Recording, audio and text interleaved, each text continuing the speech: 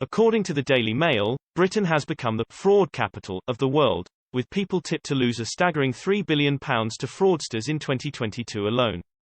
Eamonn, Holmes and Isabel Webster discussed this with GB News guests Christopher Biggins and Emily Carver on Monday, when the former admitted he found it terrifying, and was particularly worried for the elderly who may be targeted. Isabel kicked off the discussion as she perused through the day's papers. "Christopher, let's talk about this fraud crisis in the front of the Mail," she began. "Britain is the £3 billion fraud capital of the world."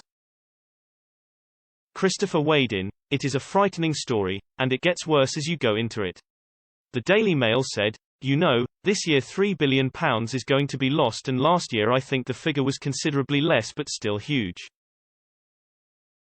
I check my balance almost daily with my bank because I'm so frightened things could happen," he admitted.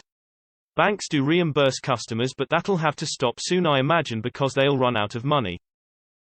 But it is just terrifying. The police," he continued before Eamonn interjected, "well, they're not equipped to fight it or investigate it." Christopher replied, "Exactly, and that costs money, and so it is a real problem." Highlighting his warning to the elderly, Christopher added, "And I think it is a real problem for older people too. I think they're the area that people are targeting if they're going to." Eamonn then brought up the fact the Bank of England are trying to phase out paper £20 and £50 notes. "I go and get my haircut, my Turkish barber insists on cash and it costs £17 and I always give him a £20 and that's that," Eamonn used as an example. "But a £20 is a very common note to use," he said before Isabel pointed out it was only paper notes rather than the new plastic-lined notes. Eamonn went on to vent his frustrations over digital payments, recalling an incident in which he was called by the bank as part of an anti-fraud procedure. "I made a transaction in the bank in the last month, just a small amount of money," he said. "This guy phoned me and I thought it was fraud, because of the stupid questions he was asking me.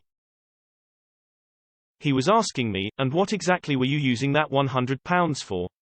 I said, 'It's none of your business.' He said, 'Sir, I need to know whether it's fraud or not.'